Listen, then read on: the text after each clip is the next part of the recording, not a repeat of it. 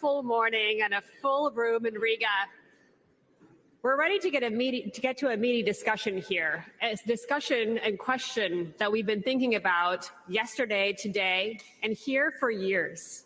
The question of how do we get to Ukrainian victory? What is the path ahead? There have been lots of questions about whether victory is possible. There are questions about whether victory is desirable. Not typically in this room, because in this room, of course, we think yes. So we're going to go to the next conversation, which will lay out the path towards this.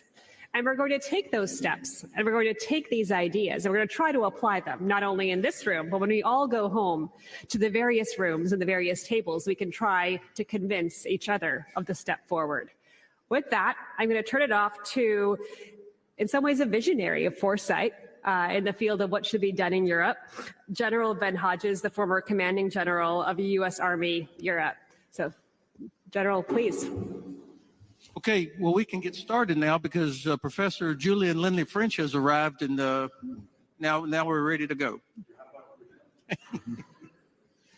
So we're going to spend the first 20 minutes here in a conversation with someone who obviously is well known throughout Latvia, but also because of his position as Executive Vice President of the European Commission and the Commissioner for Trade for the European Union, Mr. Valdis Dombrovskis. Sir, thank you. Good morning. We'll do 4 or 5 questions, but I also will be looking for a couple of people that would like to question the Vice President as well on a particular thing that we've discussed. And then we'll have an hour with the rest of the panel will join us and talk about this path to Ukrainian victory. Sir, yesterday, President Zelensky was in Brussels, spoke to all the leaders of the European Union, briefed them on his victory plan. How was that received in Brussels by the European Union? First of all, good morning, everyone, and it's a pleasure to be in Riga conference again. And again, as a question of Ukraine features prominently in a conference. As things move on, I think it becomes more and more clear that we need to do more to support Ukraine in all aspects, politically, financially, but first and foremost, militarily.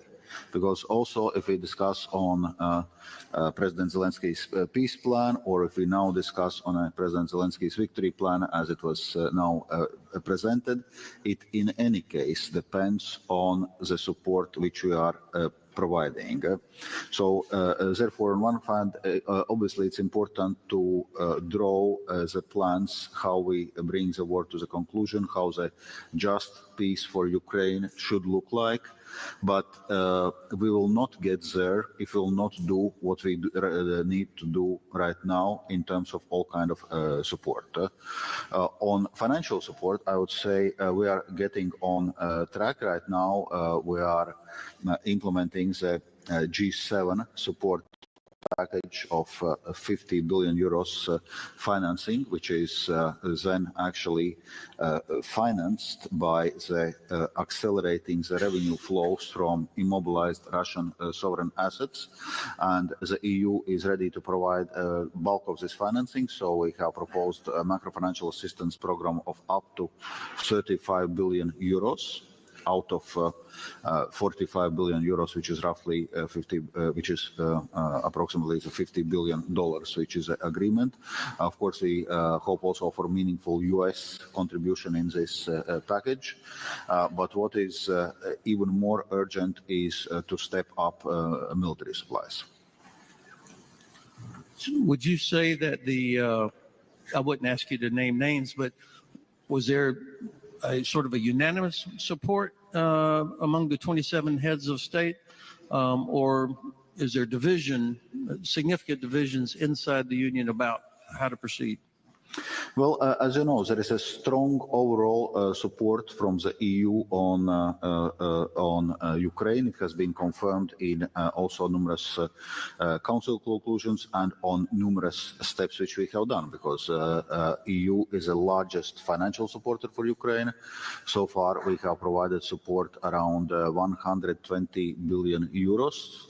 This is EU and member states and all kind of support. We are providing economic support with our autonomous trade measures, providing Ukraine with access to EU market. We are providing lots of military support. We have enacted 14 sanctions packages against Russia. But when we come to the discussions in the European Council, yes, sometimes it takes longer than necessary and longer than needed. Sometimes the decisions we take are not as ambitious as they should be, and there are some dissenting voices, with Prime Minister Orban probably being most prominent among them. The creation of a defense commissioner for the European Union, what would your expectations be of Mr. Kubilius, former Prime Minister Kubilius, in that role as pertains to the Ukrainian victory plan? What will be his task? Well, indeed, first of all, it's important political signal that EU now has a commissioner for defense, because that was not the case before. And this is not an area where EU traditionally is active in. As you know, EU was historically conceived as a peace project, not to allow the war on the European continent to happen again. Unfortunately, now the war in the European continent is a reality again, so we also need to change our approach to this. So I think it's a clear signal that the EU is changing its approach. In terms of this defense, obviously it's not to replace the defense plannings and other issues of member states and a cooperation we have within NATO. So one focus area is strengthening EU's defense capacities and military industry.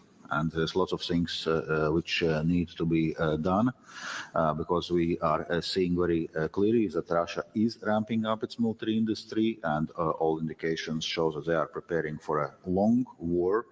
And so we need to be able to defend ourselves, and we need to ramp up our own military production and military industry. And that's one of the core tasks of the new European Commissioner for Defense. There are also other aspects, military mobility, interoperability of our different defense and weapons systems, and so on and so forth. I'd like to come back to the mobility part before we run out of time. I'd like to hear your thoughts about the Russian war impact on the region, specifically on the Baltic states, talking about the climate for investment. Are foreign investors who are looking at business development here in Latvia, for example, are they concerned by what might happen or what is happening?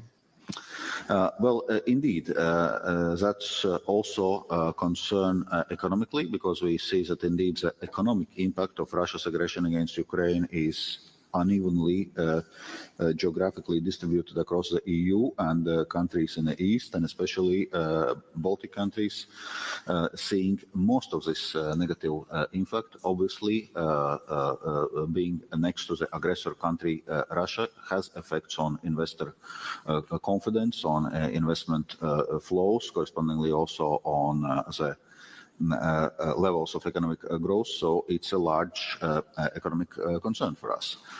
And when we are now looking forward, also from European Union and European Commission's perspective, one of the issues we are now looking is how we can actually support eastern regions, which are mostly affected by this Russia's aggression, because it's clear that this economic impact is asymmetric, and we need to support the regions which are most affected. So at the Munich Security Conference, I spoke with a gentleman who's vice president for one of the largest international investment firms on the planet. And he said that there was no way that people with big money, I mean, lots of zeros, would invest in Ukraine's reconstruction if that looked like there was going to be a resumption of the conflict somehow. They would be reluctant to invest money. Is that, how is the EU, or how would you advise, as you look at prospects, different scenarios for the wars ending in Ukraine, what would you tell investors? I think that brings us back to the topic of President Zelensky's peace plan and President Zelensky's victory plan, because it's important not to just end this conflict somehow and create another kind of simmering conflict, and as we had seen in Donbass since 2014, but to arrive at a solution which is just and which is lasting. But for this, again, to arrive there, it will depend how much support we will be providing as a Western democratic world to Ukraine, because obviously this is what then can lay also ground for recovery and for investor confidence. We are now discussing, and there are some pilot projects organized, for example, by European Bank of Reconstruction on development, on war insurance, on kind of insuring the country risks, the geopolitical risk. Obviously, initiatives like this will be also needed, especially in earlier stages, to provide this investor confidence. But a lot of this investor confidence will depend whether it's a lasting and just peace for Ukraine. In terms of EU financial support and a G7 agreement to support Ukraine from Russian assets, you alluded to this previously, but I'd like you to ask if you could speak to somebody like me who doesn't fully understand all the mechanics of how this would actually happen, the legal considerations. Is this really going to happen, that all that these Russian assets is going to be used to help pay for these things for Ukraine, for example, or what are some of the obstacles to doing that? We are having more than 200 billion euros of immobilized Russian state assets in the EU. So the question is how those assets can be used, and the discussions are still ongoing on the principle of the assets itself, but in between there is a consensus that we can use proceeds from those assets, because since those assets are immobilized, they generate revenues, we can use those revenues. So what this $50 billion G7 program does, it kind of anticipates this revenue flow. So we are providing the loan of $50 billion to Ukraine now, or to be more precise, over the next couple of years in certain disbursements. And then this loan is repaid using the revenue coming from those Russian assets. So Ukraine will not have to repay this loan. This loan is going to be repaid by immobilized assets. So that's a basic idea. Then in a theoretical scenario, if Russia pays reparations to Ukraine, it can be repaid from the reparations, because there is another G7 decision saying that those Russian assets should stay immobilized as long as Russia has not paid reparations to Ukraine. So that's the basic logic. Then on contributions, I was mentioning that from the EU side, we are ready to provide up to 35 billion euros, which is roughly $40 billion. The other G7 parties, a part of US, will provide another $10 billion. And the question is on US participation. Initial ideas was $20 billion each, EU and US. Well, the difficulty with US is right now the question on how much they can rely on those assets staying immobilized, because according to EU sanctions regime, this decision is renewed every half a year. And so from US side, the point was that they would need kind of to have more reassurance that it's at least there is a 3-year period. And we have proposed from European Commission exactly this, so to have the renewal of those immobilization of Russian assets every 3 years. I was talking about dissenting voices a few minutes ago.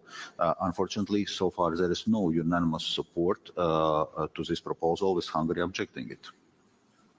And that then complicates US participation with a package, or at least with the initially envisaged amount. We still hope, obviously, for a certain level of US participation in this. So we have the EU sanctions envoy is going to be joining us on the panel in a minute. So I think this will be a topic that everyone is interested in, because it feels like even though so much has been done, there's so much more that could be done, or maybe it seems like there are a lot of holes in there. Could you, like the Russians' use of a ghost fleet, exporting oil and gas to China and India, and it goes out through the Baltic Sea and it goes out through the Black Sea, as well as some of the gas, I think, to Chinese ships on the northern trade route. What could be done by the European Union to stop that flow of oil and gas?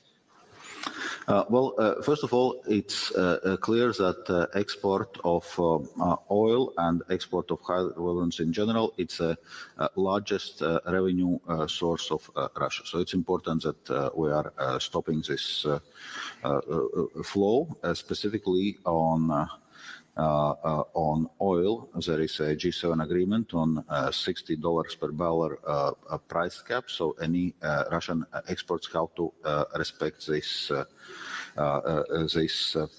price cap, and different service providers cannot provide services on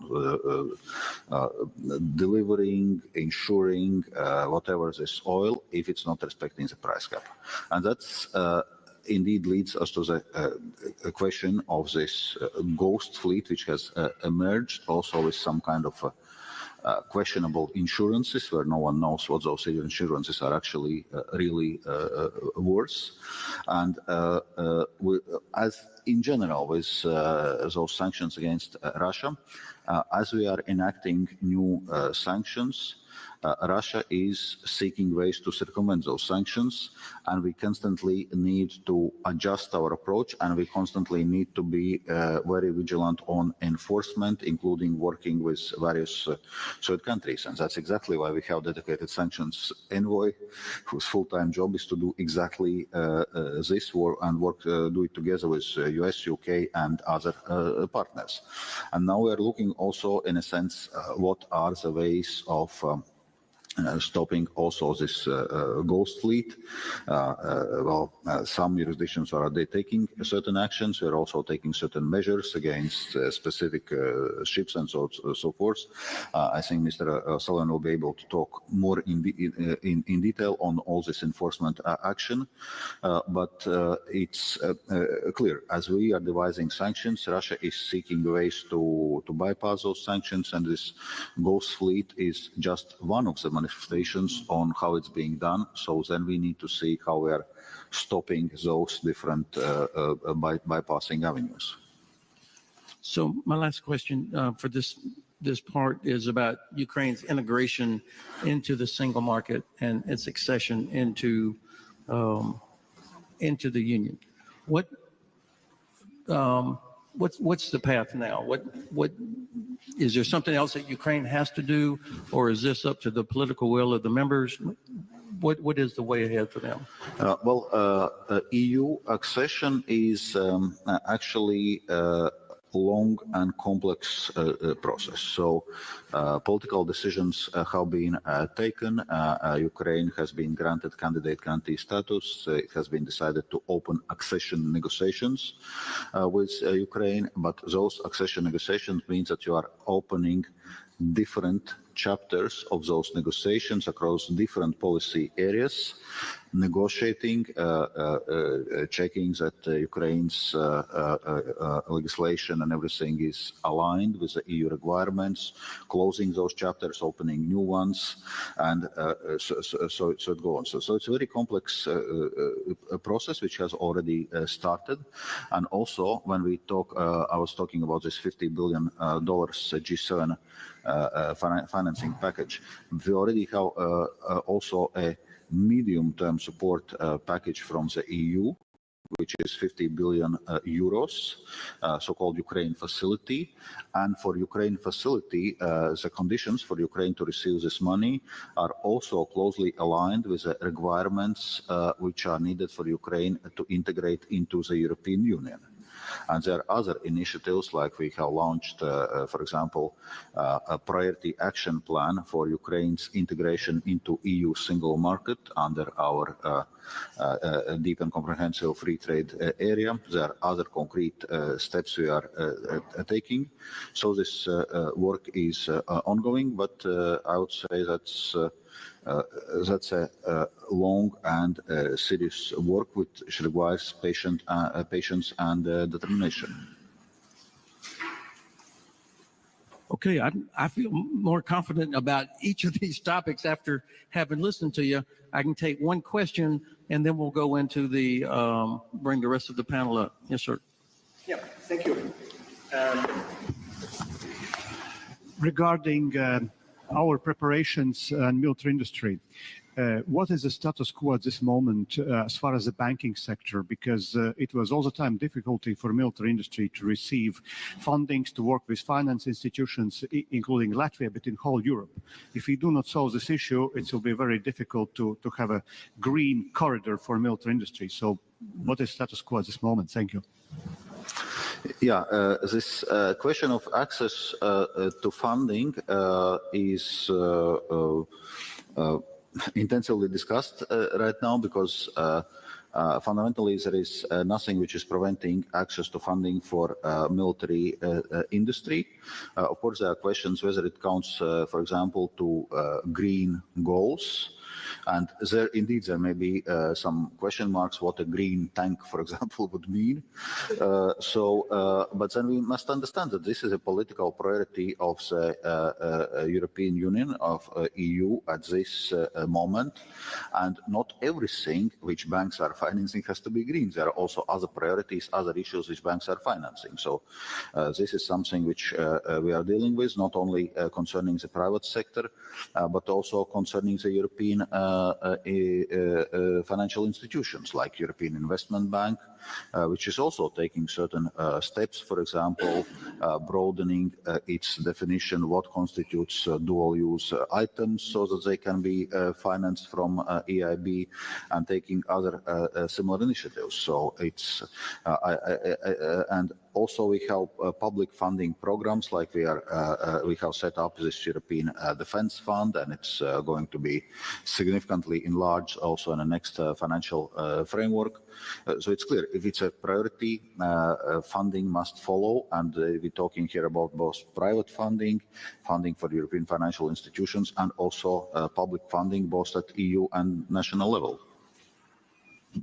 Thanks, sir. Okay, if I could ask my panel to come up, a round of applause here. If you go to the end, and then do what you're doing here. So.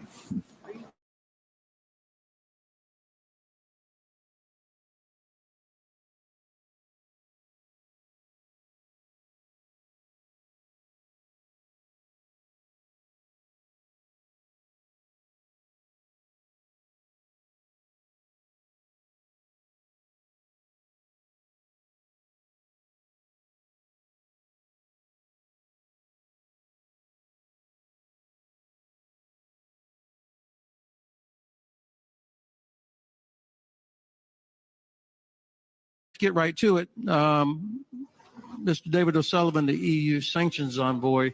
The reason I asked the Vice President that question, because I wanted to give you a chance to start thinking about, because I'm sure you haven't thought about this at all. But the ghost fleet, is it possible for Denmark, say, legally, to stop these vessels that are going through the straits because of, any number of violations, or is this wishful thinking on my part? Okay, right. So we're jumping into the hot topic. I'm not an expert on international maritime law, but I understand it's not a simple. The answer to that question is not simple. I think people are looking into it. I think we need to take a step back and look at the bigger picture, which is that we have prevented the European Union has more or less squeezed out any dependence on Russian oil. We have some residual issues which we're working on. The same on gas to a lesser extent, some questions about LNG. But the global picture about oil is that there was concern on the part of the G7 collectively, not just the European Union, not to have a massive disruption of international oil markets and not to alienate the global south by perhaps preventing them from having access to Russian oil. So that's the basic given of the situation. So there was always going to be a revenue stream. We introduced the oil price cap to seek to nonetheless impact on Russia's revenue, and I think that did have some considerable success last year. It is clear that Russian ingenuity has found new ways, and you mentioned the Shadow Fleet. They have purchased end-of-life vessels, crewed them with probably badly trained crews, and with insurance, which may not be worth the paper it's written on, if it even is. And this is a massive ecological risk for the international community. So this is not just a question of sanctions against Russia. These tankers are traveling around the world, and everyone is exposed to the risk of a major environmental accident, for which there might not be funds available for cleaning up. So this is what we're now addressing. We have started sanctioning these vessels, so to try and take them out of use. The question of what is the right of a coastal state to challenge boats passing in front of their coast is legally complex, and I think we do not yet have a simple answer. I think the IMO, the International Maritime Organization, has already issued an advisory about the risks of these fleets. I must say, when I travel to other countries, I get an echo back. People are concerned. But of course, again, the legal context, and I don't think this can just be a question for Denmark or just a question for one country. We need to explore further what we can legitimately ask of ships where we have prima facie evidence that they pose an ecological risk. Can we ask for greater clarity about the insurance, what are the registry states who are required to have some criteria when you register a vessel? Is it seaworthy? Are the crews trained, and so forth? So I think there are a number of levers which we need to work on, but I don't think it's just as simple as saying, well, the Danes should say these ships can't pass in front of their coast. I'm sure you're right, and I appreciate you laying out some of the complexities of it, because to a layperson, it seems such an obvious thing to do. If this is the biggest funding stream for Russia's prosecution of the war against Ukraine, then how do we turn that off? And so to a simple infantryman, I thought, well, why don't we just close the straits? What about the Black Sea? Turkey is our NATO ally. They have helped. They've stopped Russian ships from entering the Black Sea, but they haven't seemed to be very helpful on stopping illicit traffic going out of the Black Sea. Do we have any sort of leverage there in the Black Sea region on the same topic? Well, I think one of the things on which we have to be honest and clear-eyed amongst ourselves is that our sanctions are not UN mandated. In stark contrast, for example, to what we have done with DPRK or Iran. So the fact of the matter is, even though we have a fantastic coalition, and I'm very grateful to US leadership in helping us put together this coalition of not just the G7, but the wider extended G7, so South Korea, Australia, New Zealand, and so forth. And it is a very impressive lineup, but many countries are not a party to this. and they don't consider themselves bound by our sanctions, and indeed will even make a point of principle of saying we don't want to apply your sanctions because they are unilateral measures and we disapprove of this. So that's the conversation which we're having. I agree. Turkey is in a slightly tricky situation. Not only is it a member of NATO, it's also a candidate country to join the European Union. So the conversation there is slightly different than perhaps we have with other countries. But I think we have to seek to persuade countries to understand our perspective and also their own self-interest. And I do think that on this issue of the shadow fleet, the ecological risk, the very real, I mean, you know, I hate to think, I hope it won't happen, but if it were to happen, it could be a major catastrophe for a country like Turkey. But you know, people have other elements which enter into their calculus. That's true. I do want to, one last question. I appreciate you being the lead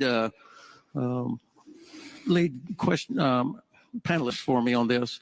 The best news I heard in the last 24 hours was not President Zelensky's victory plan, but that the EU was planning to sanction Tucker Carlson as a purveyor of propaganda. Is that true? Goodness, the first I've heard of it, but it should be true. I hope somebody from your staff is here taking notes on that. You would be doing us all a favor. So, Karin, Dr. von Hippel of the RUSI, there's a couple of different things I would like to ask you. One is, what do we call this axis of evil? There's other monikers that are out there. None of them seems to fit exactly right, but Russia, China, North Korea, Iran, they're not allies in the traditional sense maybe, but clearly there's a lot of cooperation, probably some coordination as well. China is now even delivering finished platforms, not just washing machine parts that can be used for missiles. How would you describe, or how does Russia describe this array of bad guys, and what vulnerabilities do you see that we could attack? Thank you, General Ben. I've now been in the UK long enough. I say General Ben instead of General Hodges. It's great to be here again, Minister. It's great to see you and Excellencies. You know, the challenge of these countries is not just on the weapons, et cetera, they're supplying, but some of them are offering troops. North Korea is, I mean, to me, the North Korean troops, if they go in and fight, they're just going to be slaughtered. I don't see how they will know even what to do, where they are, understand what's going on. But it tells you how desperate Russia is, that they're bringing in so many foreign troops because they're nervous about further mobilization at home. And we know they're paying and doing all sorts of stuff. You know, I think we can keep Iran, North Korea, and Russia in one basket. But China, of course, as we know, vacillates across, and we can't isolate China. We all have to work with China. I think we talked about this yesterday. None of our economies can fully decouple from China. We de-risk is what we say, but that's quite a complicated term. So I think as much pressure as everyone can put in their own spheres. Obviously, we try to do it through convening events, through research, through media work, but as much pressure as officials and others can put on all of these countries to change their behavior is appreciated, but it's really very little seems to work. And I think that's what we just heard in this last conversation you had. Okay, security guarantees. Obviously, when President Zelensky he's come to NATO, he went to the EU, he came to the United States, and he's, of course, wants NATO membership, which I think probably almost everybody in this room would support, but it's not happening anytime soon, it doesn't feel like. So what can we do? What's realistic that could be offered as some sort of a security arrangement that would help protect Ukraine until they do become NATO members? I don't think there's a guarantee other than NATO membership. So what are some of the things that we could come to then, Karin? Yeah. Okay, well, I was actually going to bounce that question over to Jim, because I think, I wanted him to have a chance to think about it. But yeah, but just in a preface to that, because I think about a year and a half ago, Jake Sullivan was mentioning okay, before they get into NATO, we can provide some security guarantees a la Israel model, meaning that we keep Ukraine, well equipped and ahead of their rivals in the region, so that they'll have more credible deterrence. I haven't heard that in a while, and I was just wondering, what else could we do? I mean, you and I spoke earlier, Ben, about some of these other models that we've seen in the past were all bolstered by having U.S. troops on the ground, as you pointed out, whether that was in Germany or elsewhere, or Korea. And so, what other models or what other options do they have short of NATO membership? Now, yes, we all hear about the Korea model. I was just in South Korea, and I discussed that with some of the Koreans, some of whom hadn't seemed to have heard of that. I think we talk about that a lot in this part of the world, but maybe the Koreans hadn't heard as much of that. But certainly that isn't a bad model if that's the only way to get some sort of peace on the table. You have UN troops in the middle, but as you say, there are American troops nearby. So yes, what else can the United States and NATO countries offer short of full NATO membership to provide security guarantees? Can I shift that to Jim? So, Secretary O'Brien, Karen has skillfully ricocheted Not so skillfully. right in your direction. I thought avoiding questions was the sole province of government officials. No, and thanks. I mean, maybe a couple points on this, because the first, we're in an active hot war right now, and that's one environment. So the impetus behind President Zelensky's victory plan and our approach is Ukraine's got to be set up to fight throughout 2025. They have to do that effectively. The 3 M's are critical. So they need money. They're going to face a budget shortfall next year, particularly if there's a little less assistance coming, security assistance, and they have to go buy or make their own munitions.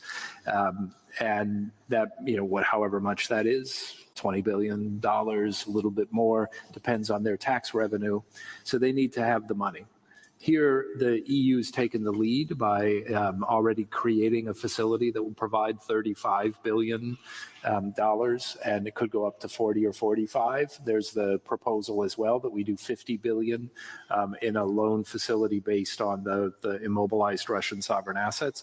So the money, I think there's some kind of money is coming. If it's enough, that's good. If it's not, we'll go look for ways to generate more. The second thing they need are munitions. They need to be making their own. And we're investing billions in the Ukrainian defense industrial base. Other countries are as well. And then some neighbors are doing really important work, Poland, Bulgaria, some of the Baltics working with Ukrainian entrepreneurs to make more of the equipment that's needed in the fight. The U.S. is accelerating security assistance. President Biden has made clear that all the authorities at his disposal will be emptied out by the last day that he's in office. We just announced another package yesterday that will probably amount to a third or more of the kind of security assistance that we have been providing to Ukraine each calendar year, and that will be front-loaded as well.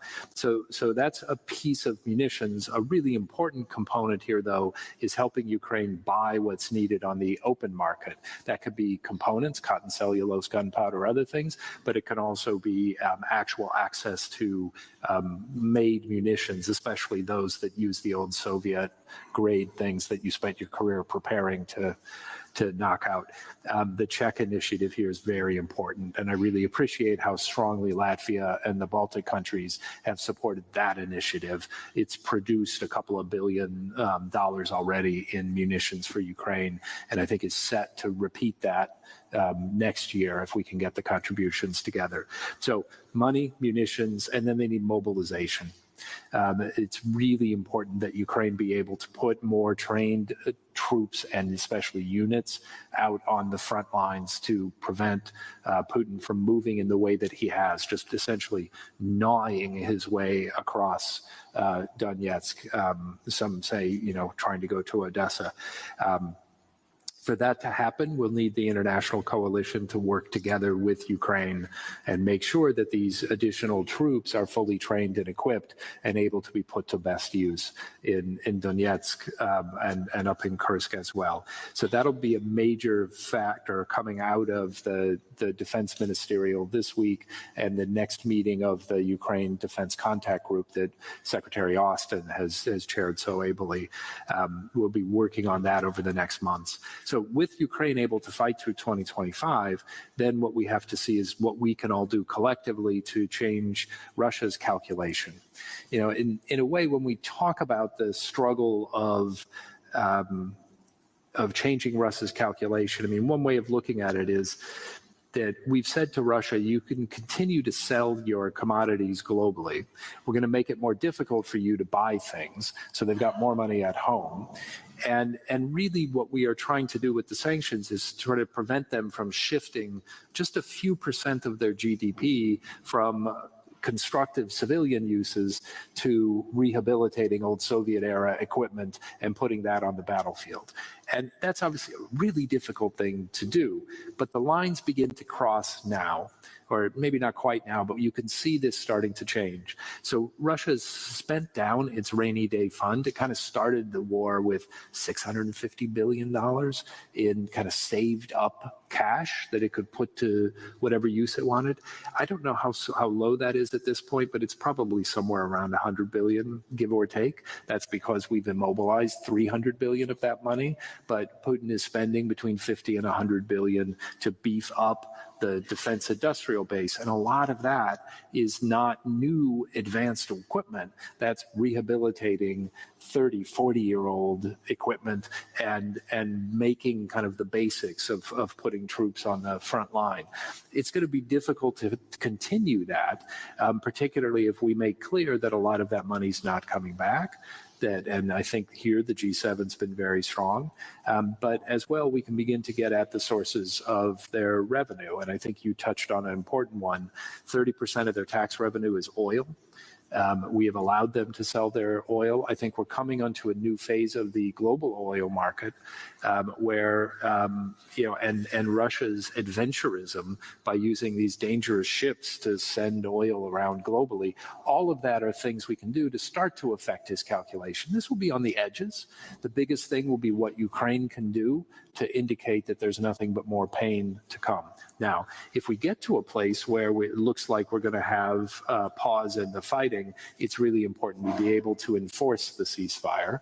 And that is something President Zelensky's raised. And I think it's something that the NATO alliance in particular and all the coalition partners have to come together to talk about how to do it. And the final point I'll make on this is to Karin's point. So last year, the U.S. led an effort, and now 28 countries, I think, have signed bilateral security arrangements with Ukraine. And that's kind of what we mean by the Israel model. It's a way of promising that equipment and training are going to come over a 10-year period, and that will allow Ukraine to feel that it can improve its own defense with some understanding of what's coming. That's a piece of it.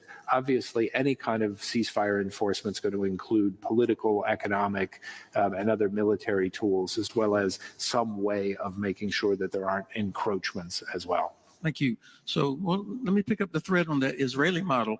We have U.S. Air Force pilots flying in Israeli airspace, knocking down Iranian missiles.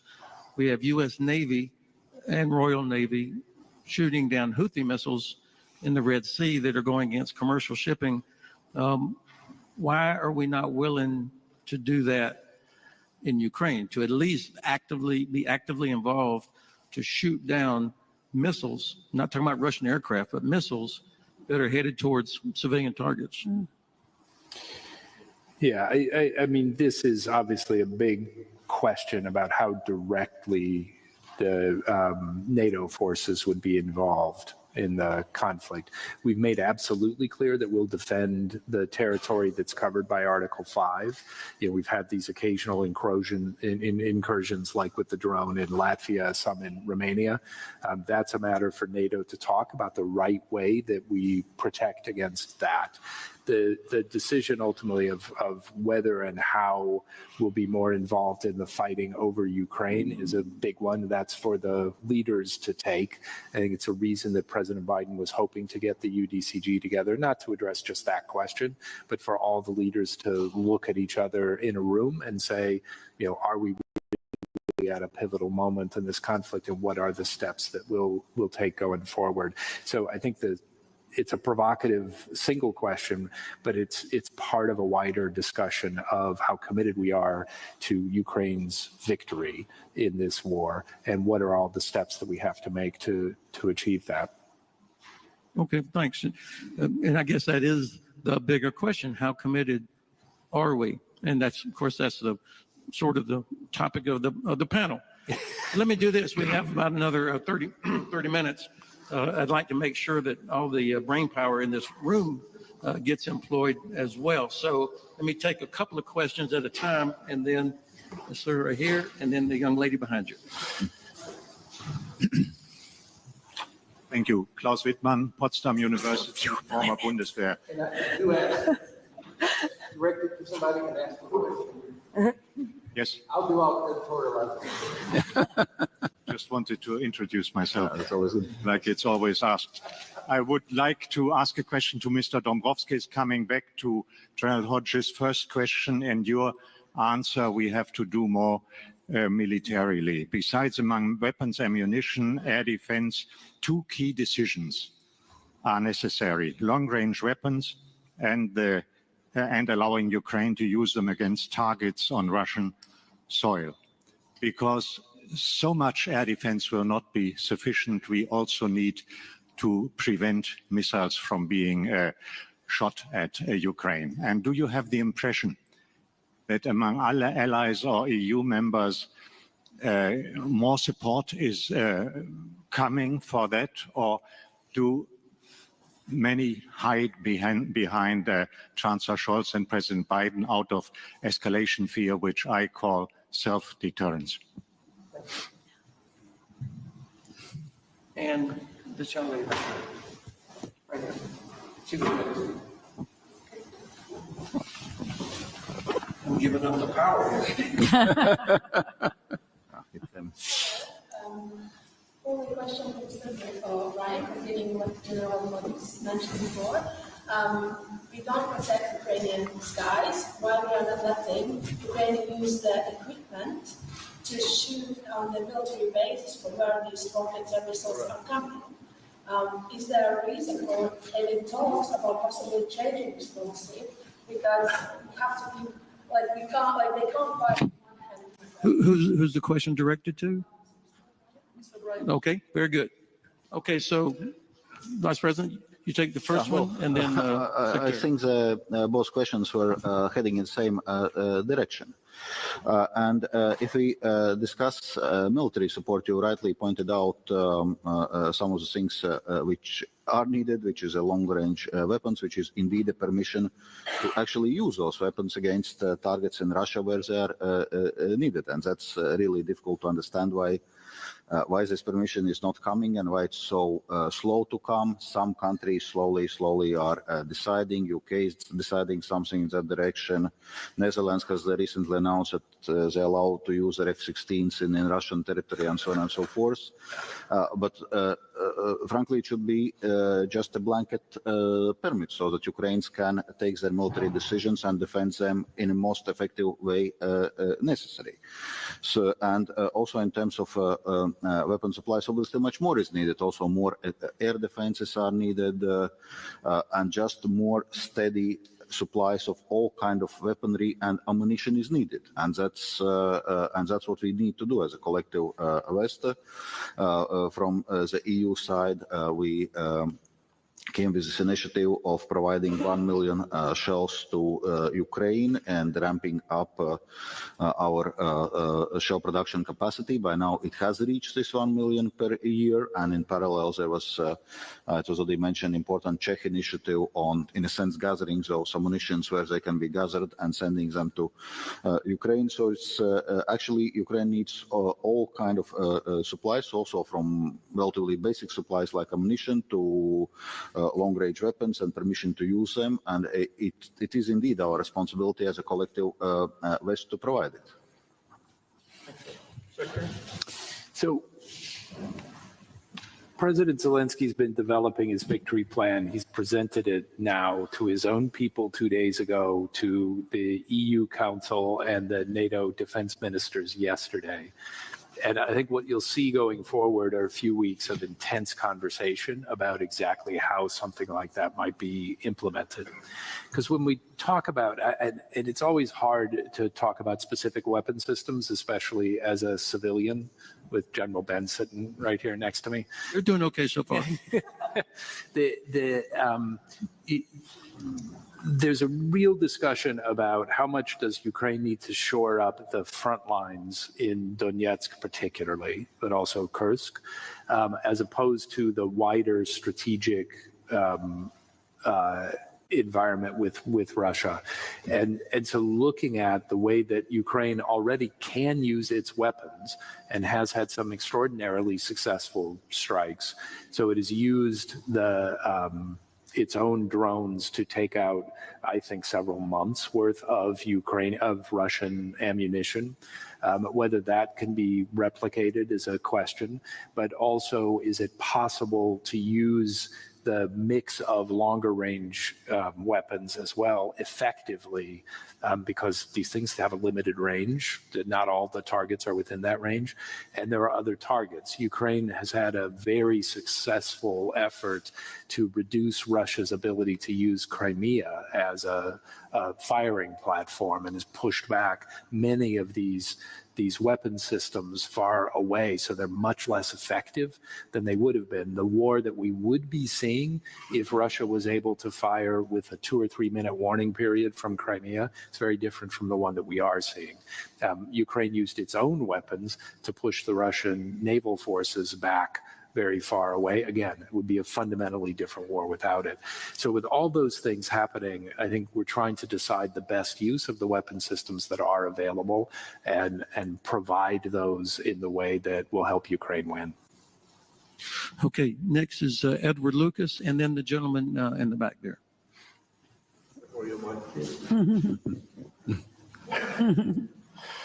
Yeah, my question is about secondary sanctions.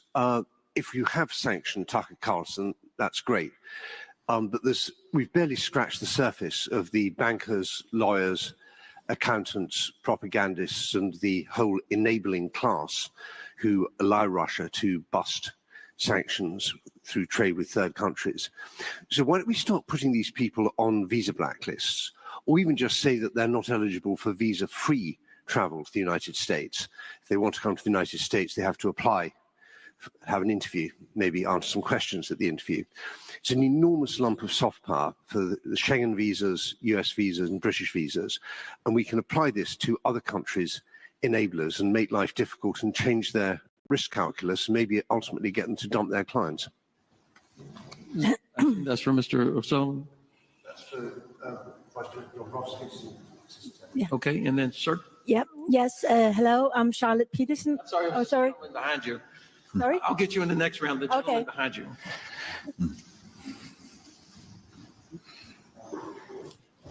Thank you. Sorry to jump in there.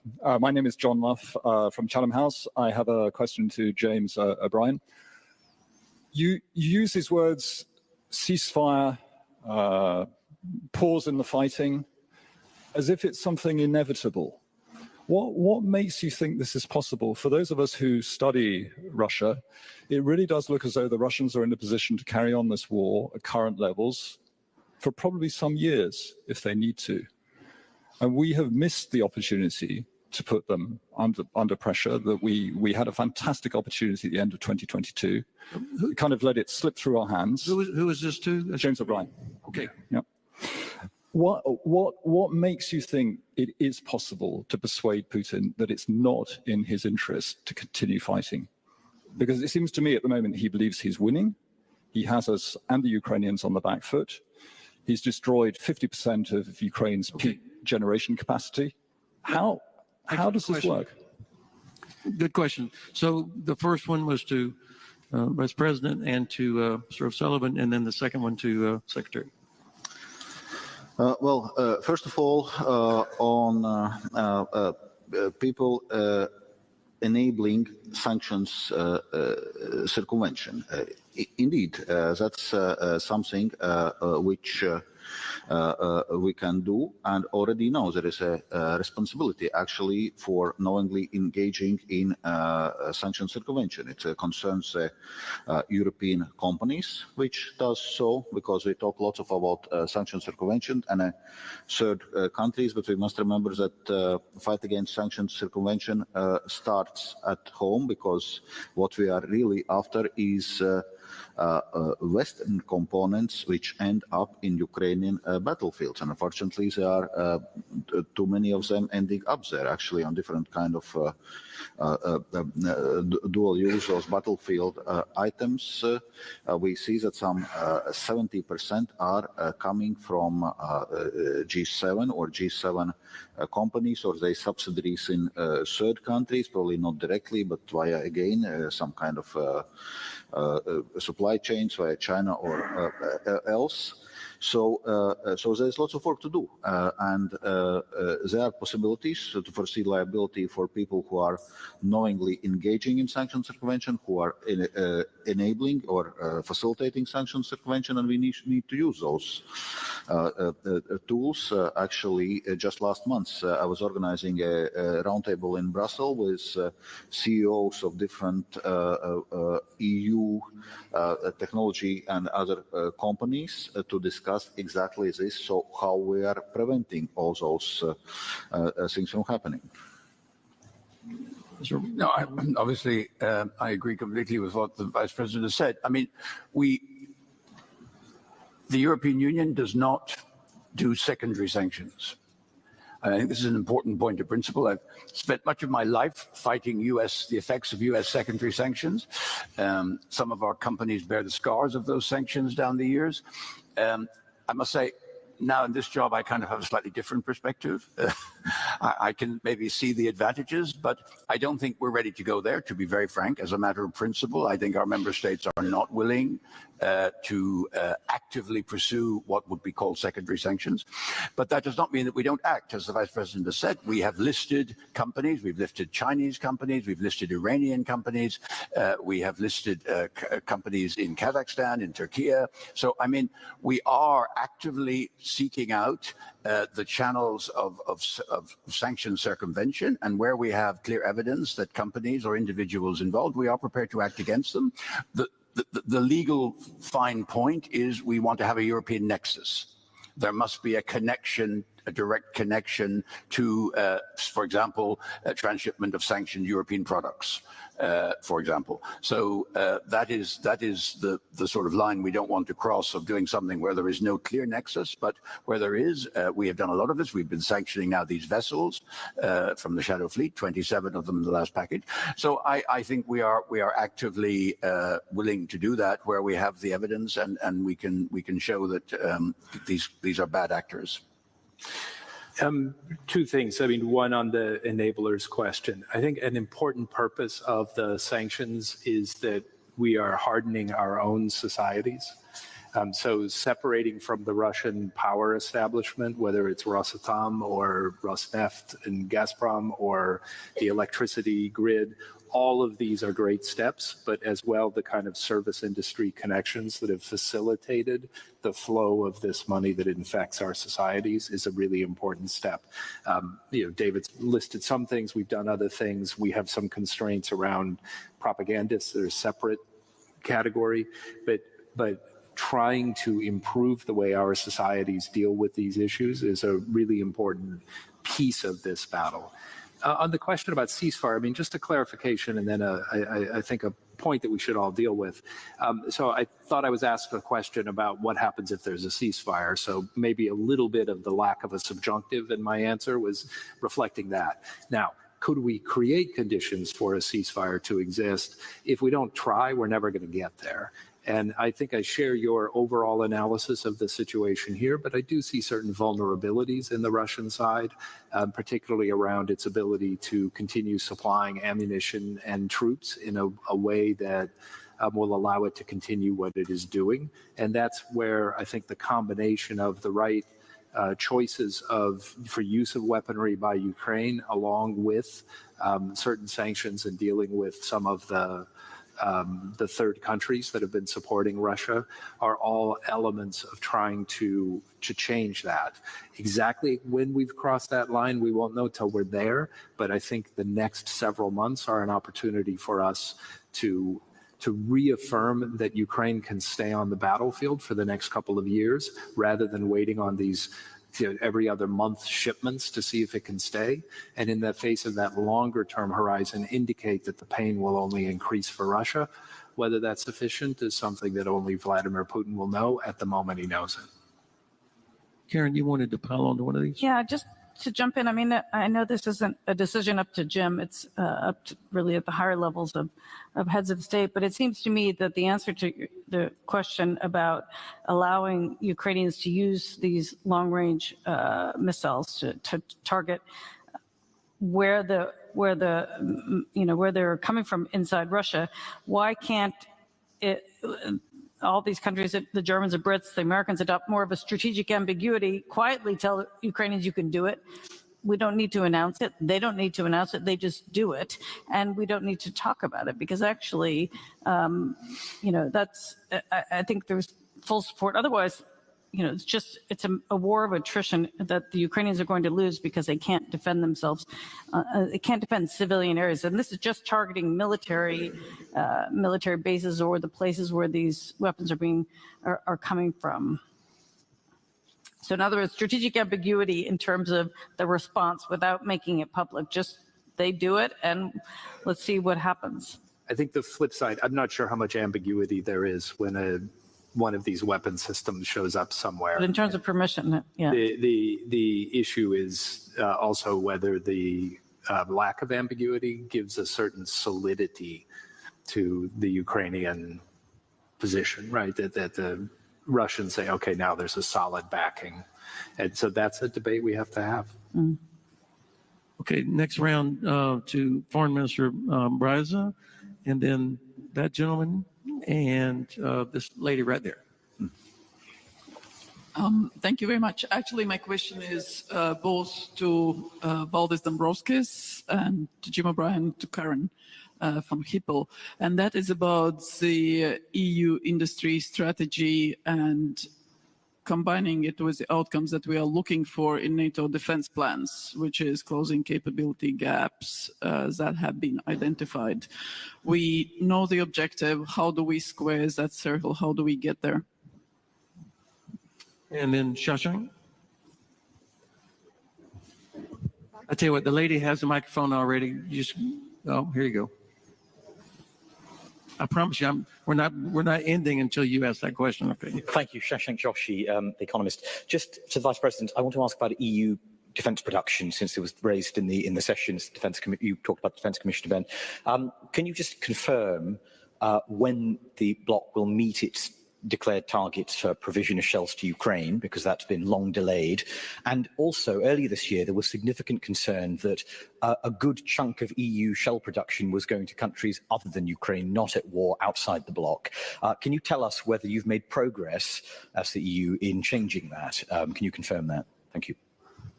Okay, and then this young lady back here.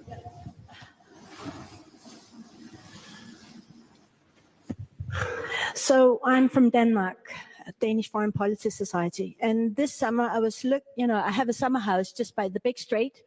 And every day I saw like 15 vessels, Russian vessels passing by. And I downloaded the ship tracker to see who were they, where were they from. And to my surprise, they were Russian ships with oil and gas. But to my surprise, many of them were registered in Cyprus, Greece, Malta. And I was just wondering whether the EU has any ways of actually, the fact that they're registered in EU countries, that we can do something about that. Okay, Vice President. Yes. On the first question on ammunition supplies, we have this so-called ASAP program, which is aiming exactly at this. I was mentioning already before that EU has reached this production target of 1 million shells per year, and will continue to ramp up this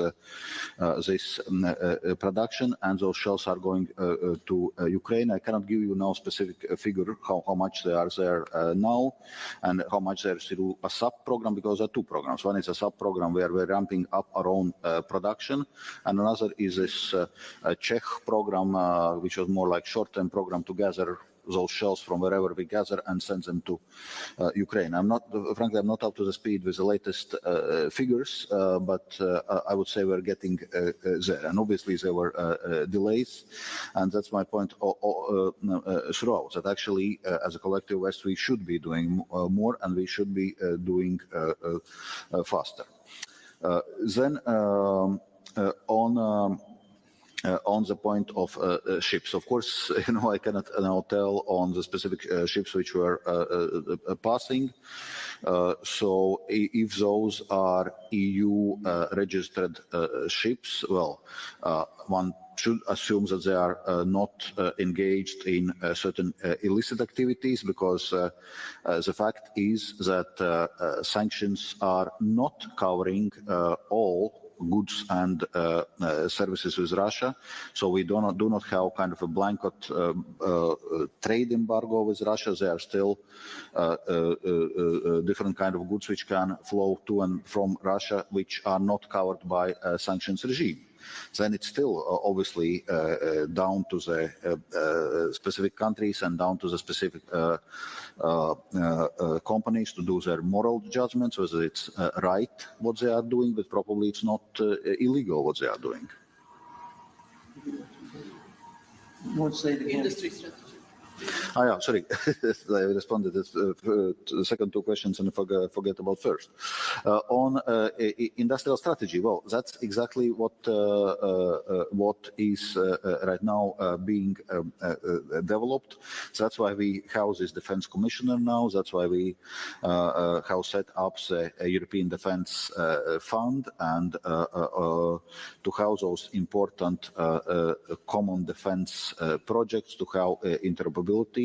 So it is all now being developed. There is, however, another aspect I wanted to raise in this regard is one thing is to have our industrial strategy, military industrial strategy and capabilities, but also what our own military industry is saying, that they have a scope also on a number of occasions to ramp up production, but there are no kind of steady supplies or procurements. And even in the circumstances of war, we see that there are still EU and NATO countries which are not meeting the NATO defense spending target of 2%. Like in Baltic states, we are about 3% now, and continue to increase, but there are countries which are not meeting even 2%. So it's also actually ensuring that there is a steady procurement, that the military industry can then operate at full capacity and increase its capacity,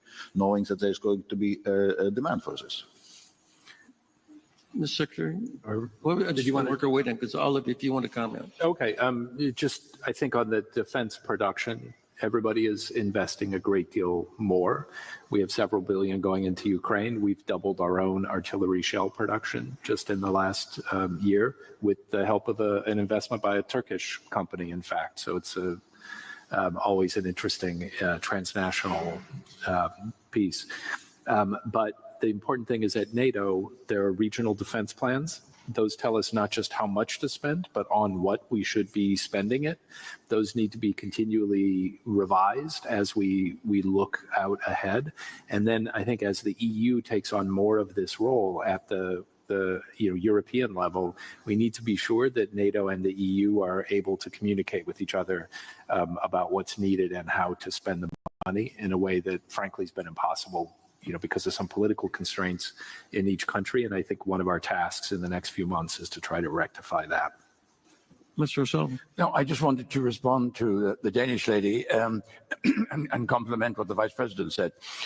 It is absolutely not illegal for Maltese or Greek or Cypriot ships to transport Russian oil. This is not sanctioned. The guarantee we have is that they will respect the oil price cap and that they will be properly insured and properly equipped. So I would much rather, let me be very clear, I would much rather that it was European carriers that were transporting this Russian crude under correct conditions. What has happened is that those companies have lost that trade to shadow fleets with end-of-life vessels in poor conditions, untrained crews, and no insurance.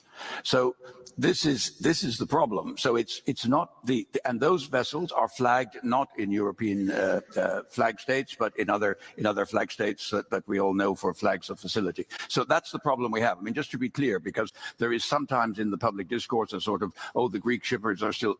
I would actually prefer that they were doing, because I would know that they're respecting the conditions which we have collectively set, which is, yes, you can ship it, but you respect the $60 limit. I would hate to be a crew member on an end-of-life vessel. Yes. Just briefly, I mean, to reinforce what Jim was saying, you would hope, given the existential nature of this crisis, that the Europeans can use this opportunity for much greater efficiencies. We've been talking about this for decades in Europe, but we still haven't gotten to the point where the defense industries need to come together closer. And then just on the sanctions, one additional thing to remember is that countries are also still buying Russian civilian nuclear energy, and that hasn't been part of the conversation at all. And we need to figure that one out. I mean, I think those countries that do buy, Korea and others, would like to stop, but that's... I think it's really significant that both the US and a couple of European countries are now, Finland, I guess, are off the Rosatom provided fuel cycle. That should open up opportunities to do more on that. Okay, so this young lady here in the white dress, and then this gentleman here. I have quite loud voice. I will. For online viewers. For online viewers. Okay, thank you.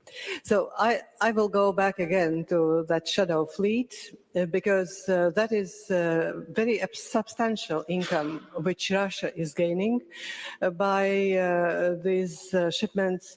And I know that United States sanctioned several ships. Recently, United Kingdom did it also. That is the way how you can put out a ship from the business. Why United States, European Union does not do that? We have. And my question is, okay, but I know that there are not more than 6, but we can do more. And question is for you, Ambassador Sullivan, and also to my favorite commissioner, Valdis Dombrovskis. We've sanctioned 27 vessels in the 14 package, and we are planning a further listing of vessels as we speak. So in the next few weeks, I hope that we will come forward. So no, we are very actively coordinating with the US and the UK on the sanctioning of the vessels. And obviously there are issues of evidence packs and procedure, rule of law procedures that have to be followed, but we're very actively engaged in that. Certainly my favorite commissioner on this panel. Well, I just can echo what David Slovan already said on this shadow fleet. But as I said, the question is actually broader because the shadow fleet is just one manifestation how Russia is trying to bypass and circumvent EU and Western sanctions. And that's a work which requires constant attention. And there's always something new emerging, some new trade routes, some new supply chains, ships, financial services, whatever. So it's also a very active enforcement work, where we probably will be, so to say, a bit behind the curve, because we are the ones chasing those who are trying to invent something new and avoid those sanctions. But it means that we need to stay vigilant, and we need to continue very active with this enforcement and fight against the convention. Great. This gentleman right here. And then Thank you very much. I'm Nicholas Hatiashvili from Georgia. My question is for Mr. O'Brien. We all know how it's important U.S. presence and U.S. engagement in the Black Sea region in order to protect and protect Black Sea countries and deter Russia. In this regard, we remember that approximately 2 years ago, U.S. senators initiated resolution about Black Sea region, according to which U.S. legislative executive body had to elaborate Black Sea strategy.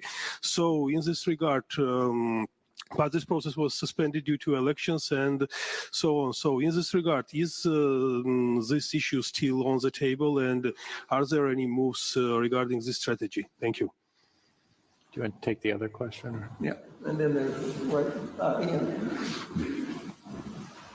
And then we're down to our last 4 minutes. These two, so please make it sharp, and then we'll wrap up. Yeah, thanks. Ian Bond from the Centre for European Reform. So this is a question to Jim O'Brien and Valdis Dombrovskis. We're spending a lot of money on procuring weapons in our own countries, and I understand that, you know, taxpayers want taxpayer money spent on things in their own countries. But often the Ukrainians can produce a lot of this weaponry a lot more cheaply than we can. Drones, for example. Are there any plans to spend more of our money in supporting domestic production within Ukraine? Okay. Yeah, Secretary. Okay. On the last question, yes. I think I oversee and another colleague, Stan Brown, we oversee $3 billion that's going to production in Ukraine. It's $3 billion that we're investing. There are additional investments as well. And you know, there's a lot of technical support that goes with that, which is why it's important for Latvia and other countries to be a part of this piece. On the Black Sea, I didn't know it had been suspended because I seem to get drafts of this report on my desk pretty regularly. So we're very committed to seeing a robust Black Sea environment. Politics will be very interesting in Georgia, Bulgaria, Romania over the next couple of months. But what we'd like to see is a web of economic, social, and trade connections that's then protected by a strong defense base. The other element I'd add to dealing with the issues in the Black Sea is the importance of north-south connection on land in Europe, running from Poland down to the Greek port of Alexandroupolis. It's opening up opportunities to bring energy and goods into the region without having to just navigate the straits. And I think that's going to unlock the potential in that area in a way that we haven't seen. The final note I'll make on this is Russia's first effort to strangle Ukraine's economy was to shut off Odessa and shut off the Black Sea, and that failed utterly.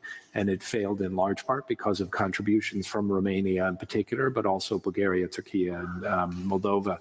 And I think it's a story that we should repeat to ourselves, because it's each little bit ends up creating the opportunities to push back further against Russia's aggression. And that is a key element of the overall approach to Ukraine's victory. On this question of supporting ramping up weapons production in Ukraine, indeed, this is something which is already happening, including with EU support. And it's both explicitly and implicitly. There are member states which are already explicitly, in a sense, providing support for military support from Ukraine, which is procured from Ukraine military industry. There is a cooperation between EU military companies and Ukrainian military companies on components, on know-how, on many different aspects. But also implicitly, when we are now talking this new macro-financial assistance program of 35 billion euros, it's not earmarked for anything. It can be spent for anything from wages and pensions to weapons. And the question is basically, then does Ukraine has overall sufficient funding to cover its so-called funding gap? And with this package, we will ensure this. So it means that Ukraine will also have money in its budget to purchase weapons from Ukraine military industry. So there are different ways how we are supporting this and continue to do so. Thank you, sir. Okay, we are right exactly out of time, and I'll hand it back over to Christine. But first, please join me in thanking our panel.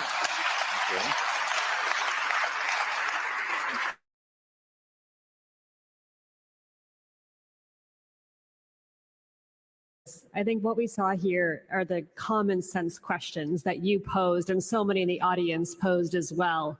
How can we stop the ships if the ships are not the right ships to be going there? How do we knock the missiles out of the sky? How do we get support to make this necessary?